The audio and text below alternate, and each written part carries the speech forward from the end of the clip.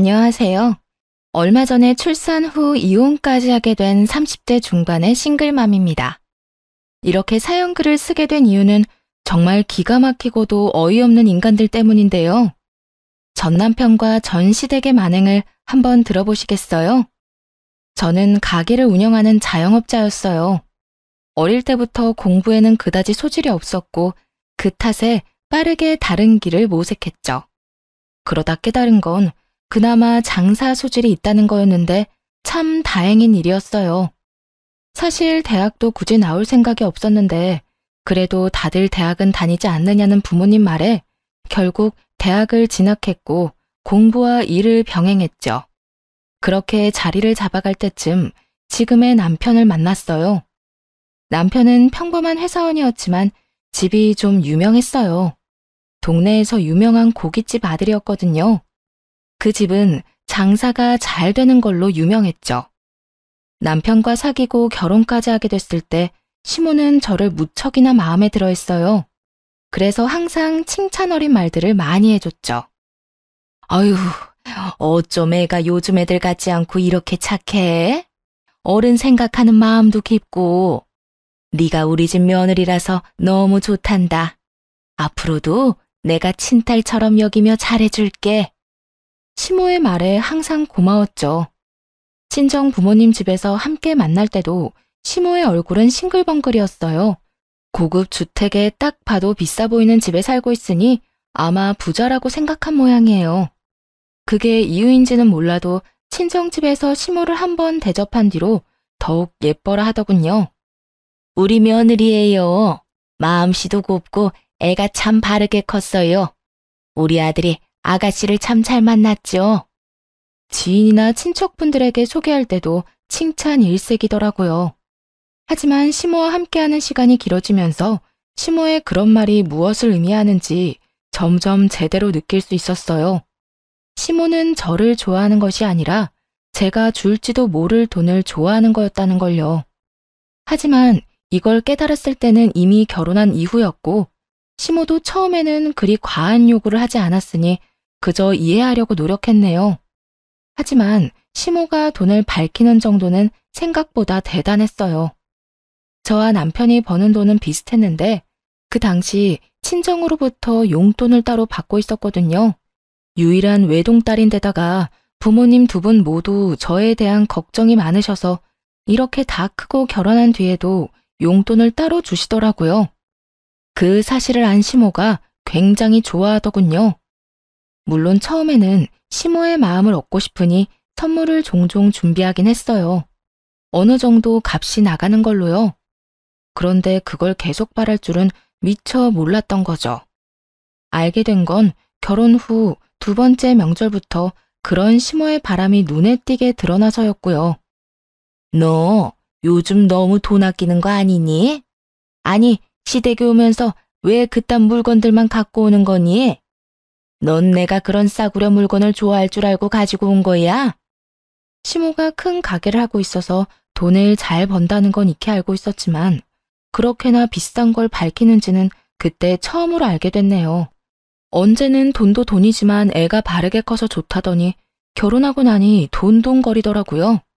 뻔뻔하게 자기네들 집안 사정은 생각지도 않고 계속 꼽을 주지 뭐예요. 넌 집에 돈도 많은 애가 이 정도도 못 해와? 어머님, 어떤 걸 원하시는데요? 나는 얼마 전에 새로 나온 그 명품 브랜드 지갑이 좋아. 이딴 거 싹 다 치우고 그거 가져와. 그럼 내가 받아줄게. 가격도 가격이지만 이미 산 선물들을 쓸모없게 만드는 시모를 보며 이를 갈았죠. 저희 부부 돈을 마치 제 돈처럼 여기는 시모에게 한 방 먹여주고 싶은 기분이었어요. 알겠어요, 어머님. 원하는 대로 그거 사드릴게요. 그렇게 말하면서 앞에 있는 용돈과 선물은 도로 챙겼어요.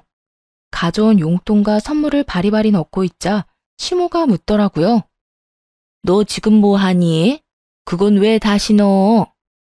어머님, 그 지갑만 있으면 이거 다 필요 없으시다면서요. 용돈이랑 선물은 도로 가져가게요. 선물이며 용돈이며 왜 줬다가 뺐니? 한 번 주기로 했으면 이제 내 거지. 어른들한테 장난치는 거야? 장난이 아니라 어머님이 방금 그렇게 말씀하셨잖아요. 그리고 그 지갑 가격이 꽤 돼서 오늘 가져온 건 친정에 주는 게 좋을 것 같아서요. 그렇게 말하자 시모는 팍 인상을 쓰더니 고함을 지르기 시작하더군요. 야, 누가 필요 없대? 너 진짜 센스도 없고 눈치도 없구나. 네가 나를 조금도 생각하지 않으니 이런 푼돈으로 장난치는 거겠지. 푼돈치고는 금액이 과하다고 생각하지 않나요? 선물과 용돈까지 합하면 100만 원이 훌쩍 넘는데 그걸 보고 푼돈이라뇨. 그렇다고 저희 집이 엄청 잘 사는 것도 아니에요. 그저 생활에 곤란하지 않을 정도로 돈을 가지고 있는 것일 뿐이고요. 부모님이 살고 있는 커다란 주택도 부모님이 마련하신 집이 아니라 조부모님 집이었던 거였고요. 그런데 시모는 마치 제가 엄청난 부자인 것처럼 이것저것 요구를 하더라고요. 정말 그 정도 부자였으면 그런 거 해주고도 돈 아까운 줄 모르겠죠. 근데 전 평범한 자영업자이고 남들과 똑같이 돈 벌어서 제 돈으로 선물을 드리는 건데 이런 식으로 나오니 정말 화가 나더군요. 그래서 싸늘하게 식은 표정으로 남편에게 말했어요. 여보, 당신도 그 푼돈으로 우리 엄마한테 지갑 하나 사드려. 똑같은 걸로. 별거 아니지? 어머님이 푼돈이라잖아. 그 정도 푼돈도 없다고 하진 않겠지? 이 말에 남편은 당황한 듯 쳐다봤어요. 저야 태연한 표정이었죠. 그런데 시모가 남편 대신 엄청 화를 내더라고요. 얘, 너 점점 갈수록 웃긴다. 네가 뭔데 우리 아들한테 그런 걸 시키니? 그리고 그런 것 다 성의야, 성의. 너희 친정에서 잘해줬으면 우리 아들도 어련히 해줬겠지. 왜 그런 걸 강요해? 강요는 어머님이 하셨죠. 성의가 중요하다고 하실 거면 어머님 아들이야말로 저희 친정집에 그 푼돈보다는 훨씬 더 많이 성의를 보여줘야죠. 매달 받아 쓰는 용돈도 생활비로 다 나가는데 그렇지 않나요? 그렇다고 어머님이 저희한테 용돈을 주시진 않잖아요. 그래도 그렇지. 그런 걸 남편한테 다 떠넘기면 어떡하니? 너는 생각이 있는 거야, 없는 거야? 그리고 집도 잘 사는 애가 그 정도 돈 가지고 왜 이렇게 발끈하는 거야? 어머님이 모르시나 본데 저희 돈 따로 각출해서 양가 부모님 용돈도 드리고 선물도 사드려요. 근데 어머님 덕분에 저희 명절에 매번 나가는 돈 규모가 커졌거든요. 그게 무슨 말이야? 네 돈으로 우리한테 이런 거 해주는 거 아니었어? 제가 그런 큰 돈이 어디 나서 해주겠어요. 어머님한테 이렇게 해드리는 것도 친정에 해드리는 거 줄여서 해드리는 거예요. 어머님이 200만 원 넘는 성의를 요구하셔서 친정 부모님은 50만 원 정도밖에 안 되는 성의를 받으시거든요. 그렇게 이야기하며 시모를 째려봤죠. 좋게 보고 싶어도 도무지 안 되더라고요. 이야기를 할수록 더 열받는 건 남편 놈이 지 엄마 말릴 생각은 안 하고 그저 태평하게 구경이나 하고 있다는 것이었어요. 그러다 남편에게 친정엄마에게 명품 지갑을 사주라고 하니 그제서야 당황해서 허둥대는 꼴이란 그저 웃기더라고요. 이게 성의를 보이는 용돈이 맞나요? 매달 100만 원씩 용돈 주시는 친정에는 50만 원 주고 마는데 어머님은 아무것도 안 해주시면서 200만 원 넘게 받아가시잖아요. 그래놓고 원하는 선물을 지정하시기까지. 그렇게 이야기하자 시모가 입을 꾹 다물더군요. 하긴 분리할 땐 묵비권이 최고 아니겠어요? 근데 어떡하나요? 지 아들놈은 당장 발등에 불이 떨어졌는데 여보, 나 진짜 더 이상 낼 돈 없어. 어떻게 이번에도 당신이 좀 해주면 안 될까? 그리고 장모님 비싸고 이런 거 별로 안 좋아하시잖아. 그런데 굳이 꼭 해드려야 돼? 이런 상황에서도 제게 떠넘기려는 듯 남편놈이 울상을 지으며 불쌍한 척을 하더군요. 그래서 냉정하게 말해줬죠. 안 좋아한다고 싫어하는 건 아니지. 비싸고 좋은 거 누가 싫어해? 우리 엄마도 비싼 거 좋아해. 다만 벌어서 저축해야 될 시기에 그런 식으로 우리가 돈 쓰는 거 별로 반기질 않아서 그러시는 거지. 다 우리 생각해서 용돈도 주시는 거고. 그러면 항상 했던 것처럼 하면 되잖아. 아니면 이 선물들 장모님한테 갖다 드리면. 근데 당신도 정말 염치 없다. 당신 부모님은 원하는 브랜드까지 골라서 명품 지갑 사달라고 당당하게 요구하는데 어떻게 우리 집에는 50만 원으로 퉁치자고 말할 수가 있어?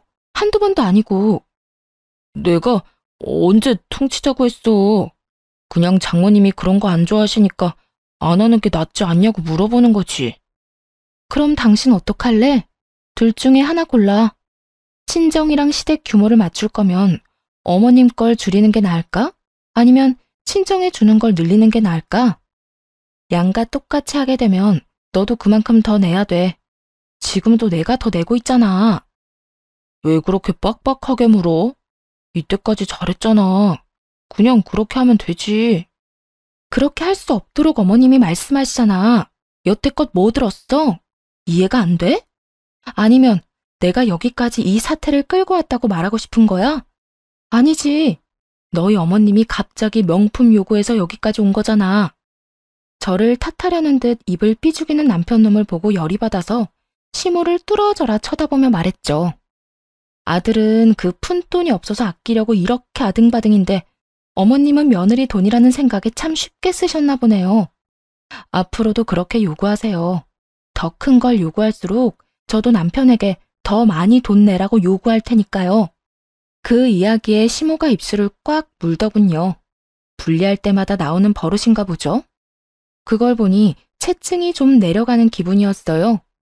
솔직히 이쯤 되면 그만하라고 말할 줄 알았거든요. 아니면 패배 선언이라도 할 줄 알았는데 시모는 전혀 가타부타 말이 없더라고요. 머릿속에서 이리저리 저울질하는 모양이었죠. 그래서 시모가 선택하기 쉽도록 남편에게 칼자루를 쥐어주기로 했어요. 어머님이 당신 힘든 건 생각도 안 하시나 봐. 그럼 앞으로는 당신도 돈 더 내야겠네. 일단 200만 원부터 내봐. 명품 지갑 사러 가야지. 그 말까지 듣고서야 남편 놈도 움직이더군요. 엄마, 우리 결혼한 지 얼마 안 됐고 지금 돈 모아야 할 때거든? 이런 비싼 거 요구하는 거 좀 자제해줬으면 좋겠어. 나도 돈 별로 없고. 솔직히 장모님은 이런 거 안 바라셔. 그분은 그런 거 없어도 교양 있어 보인다고. 엄마는 아무리 비싼 걸로 꾸며봐야 어차피 고깃집 아줌마잖아. 야, 너 말 다 했어? 그 고깃집으로 너 대기업 보냈어. 이게 어디서 지금 엄마 무시하는 말을 해? 그러니까 좀 작작 좀 하시라고요. 아니, 적당히 좀 해야지. 이게 뭐야? 아들 대기업 보냈다고 가죽까지 벗겨먹어서 명품으로 휘두르고 다닐 작정이에요? 적나라하고도 필터 없이 솔직한 남편놈의 말에 시모의 얼굴은 벌겋게 달아올랐고 그제야 됐다며 다 치우라고 하더군요. 됐어. 다 치워. 너희들이 주는 거 내가 앞으로 받나 봐라. 여보, 됐어. 이제 명절에 우리 집엔 안 해도 되니까 돈 적게 내도 되지? 분위기라고는 요만큼도 읽을 줄 모르는 남편놈이 해실해실 웃으며 이야기하는데 저도 모르게 박수치며 웃을 뻔했지 뭐예요? 역시 상대방을 조용히 만들려면 약점을 건드려야 직격타인 것 같더라고요. 눈치는 더럽게 없고 별 생각도 없는 남편놈 덕에 그 뒤로 시모의 돈 요구는 확실히 줄었어요. 그렇지만 순환이 이대로 끝난 건 아니었어요. 오히려 한층 더 어둡고 짜증나는 식으로 진행됐죠. 시모와 그 사건이 있은 후에 임신했다는 사실을 알게 됐거든요. 빨리 시부모에게 이야기하고 싶었지만 얼마 전 그리 좋은 분위기가 아니었다 보니 바로 오픈하지 못했죠. 친정에는 이 좋은 소식을 먼저 전해드렸고요. 엄마, 나 이제 곧 엄마 돼. 우리 애기 이제 8주야. 뭐? 정말? 잘 됐다. 이렇게 빨리 애가 생기다니. 엄마가 너무 느긋하게 생각하고 있었나 보네. 조리는 친정에서 할 거지? 엄마 힘들게 어떻게 그래. 자주 애기 데리고 갈 테니까 조리는 조리원에서 할게요. 너무 서운해하지 말고. 다 엄마 생각해서 하는 말이야. 내 맘 알죠? 친정엄마는 몸이 많이 약한 분이세요. 만성적인 무릎 통증이며 혈액순환 장애로 고생하시는데 그런 어머니에게 산후조리라는 힘든 일을 시킬 수는 없었죠. 하지만 만약 그때로 돌아가서 고를 수만 있다면 고민 없이 어머니를 택할 거예요. 이런 일들이 벌어질 줄 알았다면요. 이때 친정엄마는 서운해하면서도 축하한다고 인사해줬어요. 그런데 그날 이후로 친정이 부산스러워지더라고요. 이사 준비를 한다고요. 깜짝 놀랐죠. 그 주택에서 부모님이 계속 살 줄 알았거든요. 어디 마음에 안 드는 게 있거나 관리하기 힘들었나 보다 하는 생각을 했죠. 친정엄마가 그 집 관리하기 힘들다고 말한 적이 몇 번 있었으니까요. 차라리 같은 평수라면 아파트로 가고 싶다고요. 저야 주택이 더 좋았지만요. 친정 부모님이 이사 준비에 바쁜 이때부터였을 거예요. 시모가 저를 보는 눈빛이 달라졌다는 게 피부로 느껴지더라고요. 지난 명절에 명품 지갑 사건 이후로 시모가 저를 곱게 보지 않는다는 건 알고 있었지만 더 나아가서 아예 눈빛이 감시하는 것처럼 바뀌었더군요. 시모가 저런 식이니 애를 임신했다고 직접 전하기가 좀 꺼려질 정도였으니까요. 그 소식을 남편에게 말해달라고 부탁했을 정도면 말 다 한 거 아닌가요? 남편은 정말 아무 생각 없이 시댁에 가서 임신 소식을 전하고 왔더라고요. 그런데 그날 이후부터 남편도 뭔가 대면대면하게 변한 것 같은 기분이 들었어요. 이상하다 싶었지만 시모에게 싫은 소리라도 들었나 싶었죠. 그런 일이 한두 번도 아니었고 그 당시 신경 쓸 건 그거 하나뿐만이 아니었거든요. 친정에 임신한 걸 밝히고 한 달쯤 뒤에 친정엄마가 잠깐 보자며 저를 부르는 일이 있었어요. 호텔 레스토랑이었는데 약속 시간 맞춰 나갔죠. 그런데 그 자리에는 부모님 말고도 웬 남자 하나가 있더라고요. 딸, 인사해. 우리 집 리모델링 맡아주실 업체 사장님이셔. 사장님은 생각보다 젊은 분이었어요. 인사를 하고 앉으면 물었죠. 엄마는 엄마네 집 공사하면서 왜 딸을 불렀어? 아, 맛있는 거 사주려고? 아니, 엄마 작은 평수로 이사 가는 곳은 이미 리모델링이 다 된 집이라 조금만 고치면 돼. 이분은 너희 집 고쳐줄 분이시지. 엄마 살던 큰 주택 네가 들어가서 살아 앞으로. 엄마랑 아빠가 주는 출산 선물. 어때? 서프라이즈 다 왔어? 이 아빠가 아무리 생각해도 말이지. 우리 딸이 지낼 집인데 거기서 살 사람 의견도 중요할 것 같아서 부른 거야. 식사하고 나서 두 사람이서 잘 이야기해서 집 예쁘게 고쳐서 써. 알았지? 정말 깜짝 놀랐어요. 그 집을 줄 거라고는 생각도 못 했거든요. 어릴 때 할머니, 할아버지와 함께 3대가 그 집에서 같이 살았던 적도 있어서 꽤 정이 많이 붙은 집이었는데 그걸 선물로 준다니 감동이었죠. 그것 때문에 작은 평수로 이사 간 거야? 그렇게 안 해도 되는데.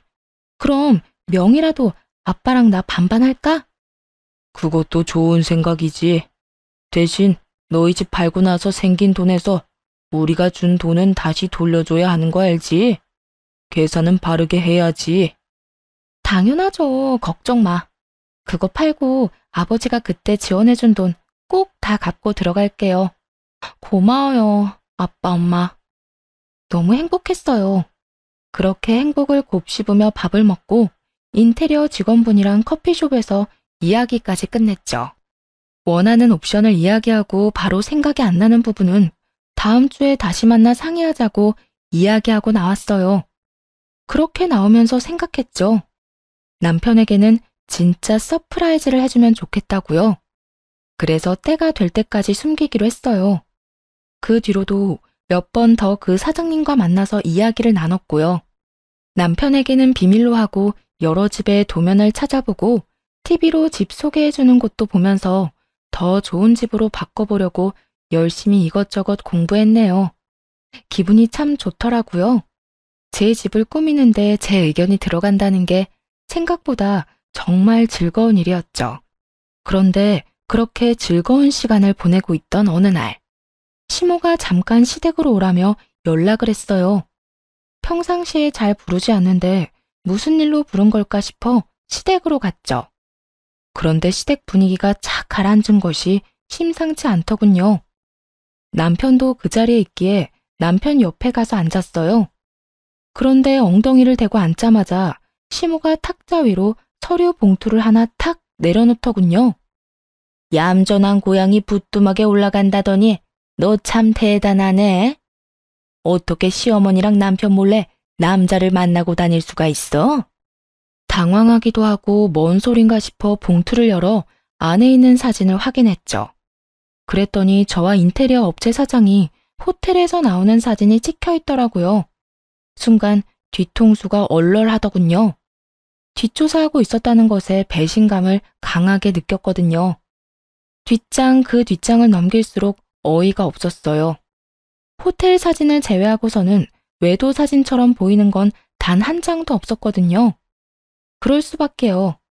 항상 서류를 들고 만나서 의견 조율하기 바빴는데 어떻게 그런 사진이 찍힐 수 있겠어요? 긴 말 안 한다. 나는 이런 오점 있는 애를 내 며느리로 인정할 수 없어.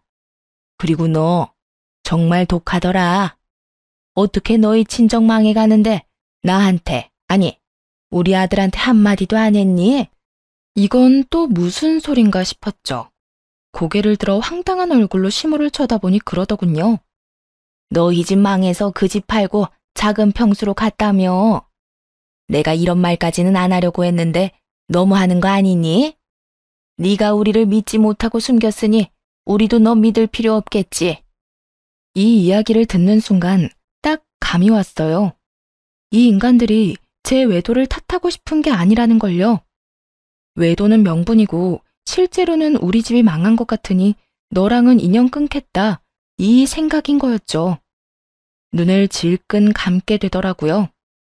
남편과 여태 쌓아올렸던 것들은 다 뭐였지? 우리의 결혼이 이렇게 허무한 거였나?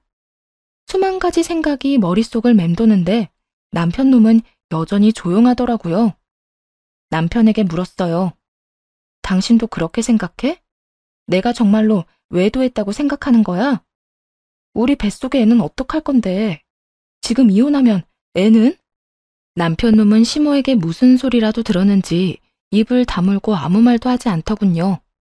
이놈이 이렇게 뒤통수를 칠 줄이야. 상상도 못한 반응에 남편 놈을 탓하자 시모가 강한 힘으로 떼어놓더라고요. 이게 어디서 남의 귀한 아들 멱살을 잡아. 야, 뱃속의 애가 누구 아인지는 모르지. 그러네, 우리 집안 핏줄로 못 받아들여. 어디서 뒹굴다 왔는지 모르는 년이 뭔 거짓말을 못하겠어? 그럼 친자 검사라도 해요. 그러면 되잖아요. 애 낳고 나서 검사하시면 되죠. 그리고 그 사진도 다 설명할 수 있다고요. 그만해. 더 이상 우리 아들 앞길 망치지 말고 썩 꺼져. 나는 애초부터 너랑 안 맞았어. 어른한테 두 눈 동그랗게 뜨고 대들 줄이나 알고. 남편 조종해서 시어머니 힘도 못 쓰게 하는 거 내가 모를 줄 알았어? 남편을 조종해서 저를 못 살게 구는 건 시모도 마찬가지였죠. 지금 이 상황에 남편 놈이 시모 이야기만 철석같이 믿고 있다는 게 무슨 뜻이겠어요? 저놈도 지금 여기서 시모 편들겠다는 거잖아요. 뱃속에 지새끼 품고 있는 제가 뻔히 옆에 있는데도. 우리 집에 너 반겨줄 사람도 없고 너하고 잘해볼 사람도 없어. 그러니 당장 이 집에서 나가라. 그리고 이혼 소송 판결 나는 대로 그 집도 싹 다 팔아치울 거야. 네가 잘못했으니 위자료도 청구할 거고. 그렇게 알고 있어. 그렇게 시모의 축객령이 떨어지고 쫓겨났어요. 해명?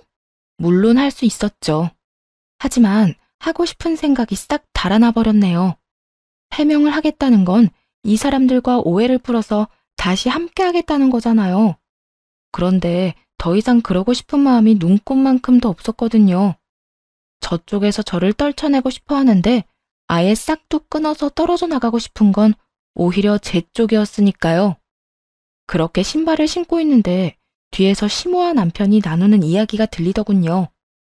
아들, 친자검사 같은 거 절대로 하지 마.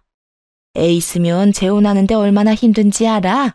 아예 저 더러운 씨앗은 네 애가 아닌 게 다행인 거야. 그러니까 절대로 친자검사 하지 말고 이혼해. 알았지? 근데 엄마, 이런 걸로 이혼이 되긴 할까? 그리고 법원에서 친자검사하라고 하면 어떡해? 그건 내가 다 알아서 할 테니까 넌 아무 걱정하지 마. 그리고 이거 꼭 기억해. 친모라는 배에 같이 타고 있다가 다 같이 망하는 것만큼 재수 없는 것도 없어. 우리라도 빠져나와야 살 거 아니니? 네 처갓집은 이제 망해서 앞으로 우리한테 손 벌릴 거란다. 나는 그 꼴은 죽어도 못 봐. 아니나 다를까 시모는 우리 집이 망하고 있다고 착각하고 있더군요. 작은 평수로 이사 가는 걸 알자마자 지레짐작으로 아들 내외 이혼부터 시키려고 하다니, 결혼할 때도 저희 부모님 사시는 집을 보고 결혼시킨 게 분명해 보이는 말이었죠. 왜 친정 부모님이 그 집을 팔기로 했는지에 대해선 이혼 전에는 저 인간들에게 알려줄 생각이 사라지게 하는 말이었고요. 집으로 돌아와서는 남편을 기다렸어요. 마주치고 싶지 않았는지 아주 늦게 오더군요. 잠도 자지 않고 기다리고 있던 저를 본 남편이 한숨을 푹 쉬더군요. 당신 정말로 나랑 헤어질 생각이야? 어머님 없을 때 말해봐. 이거 네 생각도 어머님이랑 똑같아? 뱃속의 아기는 생각 안 해? 아, 이야기 다 끝났는데도 또 꺼내야 되겠어. 솔직히 먼저 수상한 행동한 건 당신이 맞잖아. 너 그 말도 안 되는 외도 사진 믿는 거야? 내가 그 사람하고 팔짱을 꼈어? 뭘 했어? 앉아서 이야기만 나눴을 뿐이잖아. 그러니까 왜 호텔까지 갔었냐고. 뭐 더 이상 이야기하고 싶지도 않고 난 그냥 네가 좀 편하게 이혼해줬으면 좋겠는데. 너 진짜 나중에 후회하지 말고 지금 잘 생각해. 정말 이혼할 거야? 너랑 나랑 결혼한 지 이제 막 3년이야. 뱃속에 아기도 있고. 그런데 이 웃기지도 않은 사진 한 장 때문에 이혼한다고? 너 그것 때문에 이혼하자는 거 아니잖아. 그것 때문에 이혼하는 거 맞아. 그럼 내가 왜 이혼하자고 하겠어? 지가 뭔 생각하는지 눈에 빤한데도 남편 놈은 시치미를 뚝 떼더군요. 어머님이 또 바람 불어 넣었겠지. 우리 집 망했대? 그래서 빨리 손절하래? 돈 나올 구석 없으니까 빨리 헤어지라고? 무슨 소리야. 그런 거 아니거든. 어쨌든 난 이혼해야겠으니까 그렇게 알고 있으라고. 집요하게 묻자 평온하던 남편 놈은 눈에 띄게 당황하며 아니라며 손사래를 치더군요. 남편이 그렇게 회피하듯 자리를 떠나버리고 결심했죠. 이혼하고 이 인간들에게 절망을 보여주겠다고요. 그렇게 이혼 소송이 진행됐어요. 그런데 그 기간 동안 정말 웃기지도 않은 일이 벌어졌죠. 시모가 주변에 소문을 엄청 내놨더라고요. 제가 외도했기 때문에 헤어지는 거라고요. 이미 소문은 퍼질 대로 퍼지고 와전돼서 소문 속 저는 꼬리 9개 달린 구미호가 되어 있더라고요. 사귄 남자는 수도 없이 많으며 재산을 노리고 결혼했다는 이야기까지 나돌았죠. 그걸 아시곤 친정 부모님은 역정을 내셨어요. 이혼한다고 했을 때도 부모님이 이렇게까지 화를 내시진 않았거든요. 오히려 왜 적극적으로 해명하지 않았냐면서 더 강하게 말했어야 한다고 그렇게 말씀하시곤 하셨는데 이번에는 그 질이 다르잖아요. 저지르지도 않은 외도를 저질렀다는 소문이 파다하게 퍼지니 친정 부모님도 완전 열이 받으신 거죠. 너희 시어머니 도대체 뭐 하는 짓이니? 언제는 조용히 이혼해달라면서. 그런데 이제 와서 이런 식으로 헛소리를 퍼뜨려? 이 인간들이 진짜. 엄마, 그냥 놔둬요. 이혼하면서 자기들이 무슨 짓을 저질렀는지 똑똑히 알려주면 되니까. 근데 엄마한테 부탁할 거 있는데 들어줄 수 있어요? 무슨 부탁? 네가 원하는 건 엄마가 다 들어줄게. 우리 딸 홀몸도 아닌데 출산 준비에 이혼 준비까지. 엄마, 요즘 너 보고 있으면 슬퍼. 솔직히 그 인간들하고 더 이상 같이 할 마음 없으니까 이혼하는 거야. 나한테 좋은 일이고. 시어머니가 소문 퍼뜨린 사람들 좀 찾아봐줘. 단톡방 문자 내역 같은 거 있으면 좀 보내달라고 해봐요. 그렇게 하나하나 증거를 모았죠. 이혼이 시작되자 시모와 남편은 호텔 사진 한 장으로 저를 불륜녀로 만들었더군요. 그렇지만 당연하게도 제 핸드폰 내역에는 그 사람과의 어떠한 외도 증거도 나오지 않았고, 사진도 호텔에서 찍힌 그 사진 딱 한 장 가지고는 외도가 증명되지 않았어요. 시모와 변호사에게 톡톡히 말했죠. 그 사람은 저희 친정 부모님 집 리모델링 해준 업체 사장님이세요. 친정엄마가 만나서 조율하기 힘들어서 제가 직접 만나 의견 조율하고 집 리모델링에 참여했고요. 그러면서 시모가 찍은 사진 몇 장 중에 설계도가 비춰진 부분을 확대해서 증거로 보여줬어요. 저희가 만날 때마다 탁자 위에 펼쳐놓은 건 집 설계도면이고요. 호텔에서 찍힌 것도 레스토랑에서 부모님과 함께 있던 거 확인 다 됐는데도 저를 모함만 해요. 유책 배우자는 제가 아니라 남편과 시댁이죠. 없는 죄를 만들어 이혼시키려고 하니까요. 결국 제 외도는 증거 불충분으로 받아들여지지 않았지만 남편 놈과 시모는 수긍하지 않았어요. 그리고 이내 제 뱃속의 아이가 자기 아이가 아니라며 친권과 양육권까지 포기하겠다고 말하더군요. 나는 친권, 양육권 다 필요 없어. 그리고 그 뱃속의 아이가 내 아이가 아니라고 확신해. 나는 외도로 낳은 아이를 내 아이라고 인정 못해. 당연히 변호사들은 당황했죠.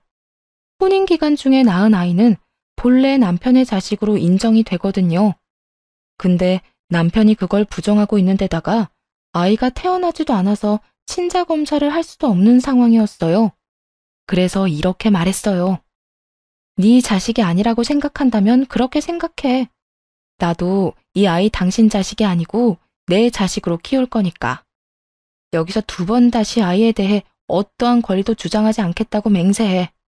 법적으로 아이에 관한 걸 모두 포기한다고 하라고. 변호사는 애를 출산하고 나서 이혼하는 게 좋겠다고 했어요. 임신 중에 소송하면 친권과 양육권을 다투지 않는다고요. 그 바람대로인지 아이는 소송 중에 세상 밖으로 나왔네요.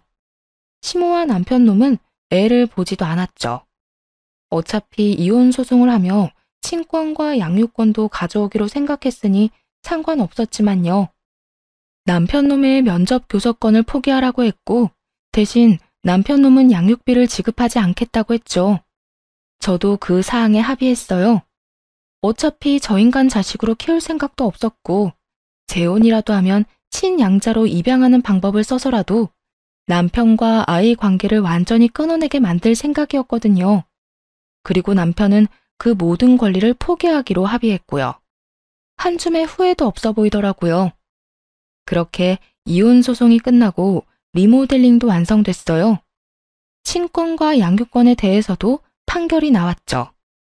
남편은 친권, 양육권을 포기했고 제가 다 받아가는 것으로요. 애를 포기하면서 면접 교섭권까지 포기하더군요. 애 보러 오라는 말도 하지 말라는 뜻처럼 느껴져 기분이 굉장히 더러웠어요. 그리고 판결 난 날 바로 짐을 쌌어요. 리모델링이 된 집으로 들어가기로 했거든요. 시모는 제가 진짜로 나가는 건지 쓸데없는 물건을 가지고 가진 않는지 확인하려는 듯 제 옆을 서성거리더라고요. 결혼한 지 3년 만에 이혼하는 거라 가전이나 가구며 다 새 거였어요. 그래서 그건 다 가지고 가기로 했죠. 혼수는 제가 다 해왔거든요.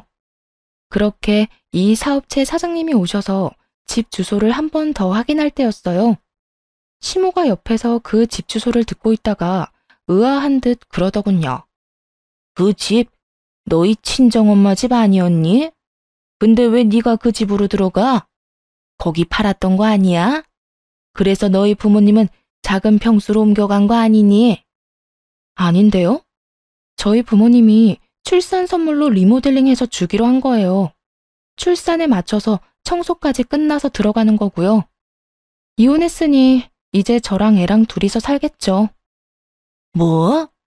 너희 집 망한 게 아니었어? 넌 그런 걸 왜 말 안 했어? 그럼 그 집 명의가 설마 네 거야?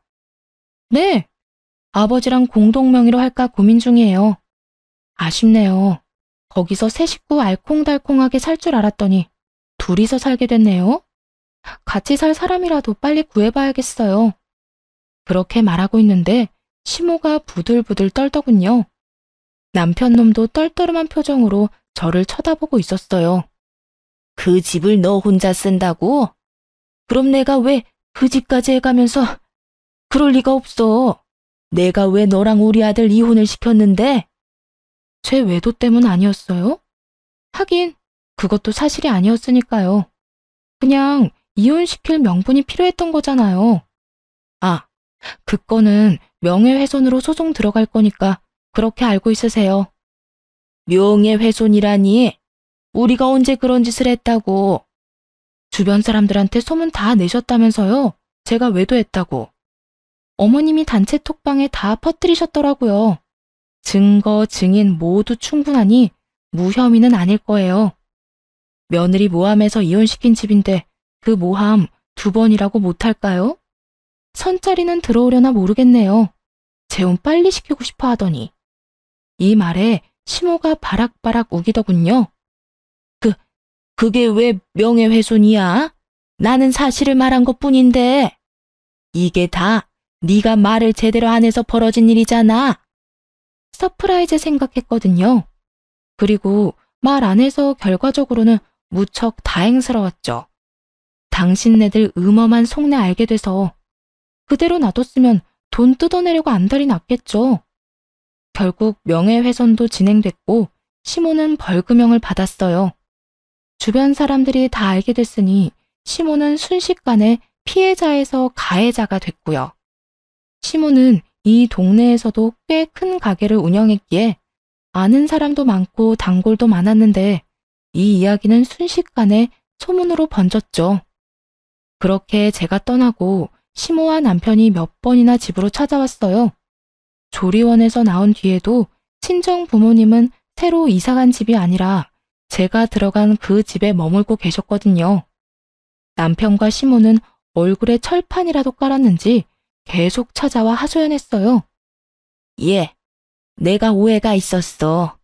내가 다 잘못했으니 우리 손주라도 좀 보게 해주면 안 되겠니? 우리 손주라뇨. 제 아이는 제가 혼자 낳은 제 아이예요. 아주머니 손주가 아닌데요. 그렇게 말하자 현관문 앞에서 집에 들어오지도 못하고 쳐다보기만 하던 남편놈이 다급히 말하더군요. 여보, 어떻게 철연을 끊어? 우리 애가 어떻게 내 애가 아니라는 거야? 불과 몇 개월 전에 내 뱃속의 애가 네 새끼가 아니라며? 왜 갑자기 내 애가 네 애가 돼? 단체로 정신이라도 나갔어? 면접 교섭권도 포기한 인간이 갑자기 부성애라도 생겼을 리는 없고. 왜? 당신도 이 집이 탐나? 그런 거 아니야, 얘. 우리는 그저 손주만 보고 싶을 뿐이고. 그때 친정어머니가 애를 안방에 재워놓고 나오시면서 말했어요. 누가 손주야? 우리 손주가 왜 그쪽 손주인데? 우리 집 망한 줄 알고 인연 끊으려고 애도 자기 핏줄 아니라더니 왜?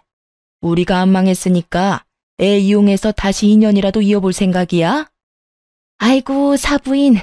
우리가 그런 생각으로 온 거 절대 아니에요. 사부인은 무슨 사부인? 그렇게 부르지 마. 그럼 이 집이 탐나서 왔겠네. 속이 하도 투명해서 잘 보여. 우리는 이제 그쪽 집에 줄 거 하나도 없으니까 찾아오지 마세요. 우리는 이혼하면서 그쪽 집안이랑은 상종도 안 하기로 했으니까. 사부인, 그러지 마시고 애기 친자 검사라도 해서 애 아빠가 우리 아들인 거 밝혀야죠. 지금 다들 오해하고 있을 텐데. 시모가 그렇게 이야기하자 친정엄마가 한 번 더 열이 뻗쳤는지 시모에게 소리를 버럭 질렀어요. 그 오해를 누가 먼저 만들어서 퍼뜨렸는데? 지금 생각해도 속에 천불이 나는데 친자 검사? 당신들 핏줄인 거 증명할 생각 없어. 어떻게든 인연 만들어 놓으려고 하는 게 눈에 보이니 열받더군요. 뱃속의 애가 남편 애라고 할 때는 친자 검사하지도 말라며 어떻게든 영 끊어내려고 했던 인간들이 이제 와서 친자 검사를 하자고요? 손주를 이용해서 무슨 짓을 할 줄 알고. 여보, 우리 애가 아직 어리잖아. 혼외자 딱지 달고 살게 하는 게 얼마나 잔인해. 그냥 우리끼리 다시 합쳐서 살면 될 일이야. 이렇게 쉬운 일을 왜 둘러가려고. 네가 네 입으로 변호사 앞에서 네 자식이 아니라고 말하지 않았어? 이 한 입으로 두 말하는 놈아. 넌 사람 새끼가 아니라 멍멍이 새끼야. 친자 검사? 절대 안 해줘.